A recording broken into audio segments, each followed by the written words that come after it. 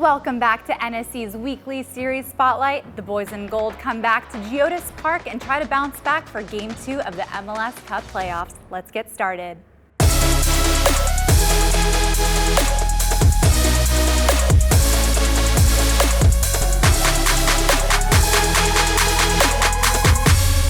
Welcome back, guys. Good to see you. Let's start with Game 1 in Fort Lauderdale. The boys in gold fell short to Inter Miami. What did you see, Lucas, this weekend? Well, guys, I thought there were some similarities with that decision day loss, right? Nashville just unable to take advantage of some early chances and then some preventable goals. The Allende header right in the spot where Palacios would have been if he's not sidelined for the moment after being looked at due to injury. Very unfortunate there. A rare mistake out of the back. And next thing you know, it's 3-0 in stoppage time. So, Jalil, a lot of the same bullet points, I think, points of emphasis, right? Be clinical in this game and just don't hand them mistakes that they certainly don't need help with. Yeah, I think when you look at how the team in Nashville approached the game, it looked very similar, to your point, to the second half of decision day, where it's a little bit more pragmatic, a little bit more sat back, if you will, trying to make it a little bit more difficult for Miami to break them down. But we all know when you look at Inter Miami in the core of their group, these are some of the best players ever to break down any low block in global football. So for me, what I want to see is a more advantageous style, a more high octane style, to which we saw in decision day in the first half. Easier said than done, of course, but I think that's the best way to try to go at Miami. What are some of the differences and the adjustments that have been made that maybe made the team a little bit more effective in this match? Well, to your point, BJ Callahan goes from that 4-2-2-2 shape we've seen all year to a 4-3-3. Brian Acosta comes into midfield, just more bodies in that central area, trying to push the ball into the wide areas and cut some of those supply lines to Lionel Messi. But again, a lot of that is contingent on changing the way the game is played based on taking your chances early. Just like decision day, this is a different game if Jacob Schaffelberg's able to keep his footing, find the back of the net with that breakaway caused by his press in the 11th minute. And in the end, Miami just pulling Nashville apart enough to score that first goal. And like I said, preventable goals from there. So it'll be interesting to see what direction BJ Callahan goes here, Jalil, if they kind of try to do something similar and cut those supply lines, or they go back to what's worked for them so well all season with the 4-2-2-2 and direct attacking soccer. The biggest thing and the most important word that you said there is press. Yeah. How much pressure can you put on Miami when they're on the ball, high up the pitch? Can you get after them, nick balls higher up the field, and then go? That's what Nashville's been excellent at all season. So when you're playing against some of the best, you typically want to stick to what you do best, and it gives you the best opportunity to be able to get what you want out of the match, and that's to survive and move on to Game 3.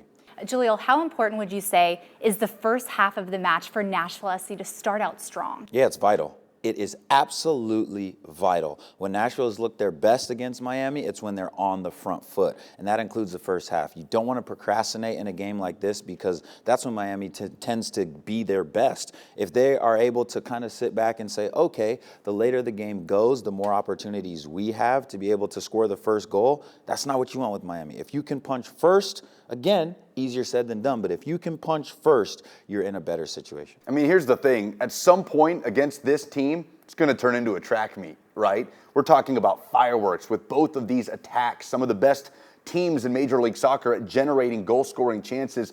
4 of the best goal scorers in Major League Soccer in this series. So at some point, Jalil, you got to outscore the opponent. And I expect Nashville to go at Miami to be aggressive, backed by the home crowd in a do-or-die moment. Looking at Game 2 this Saturday, what does Nashville SC have to do to stay alive this season? Yeah, to not belabor a dead point, it's to use the crowd's momentum to their advantage. Be clinical, be confident, and just go for it. We could talk about the stats and all the probability all we want, but at the end of the day, it's about competing.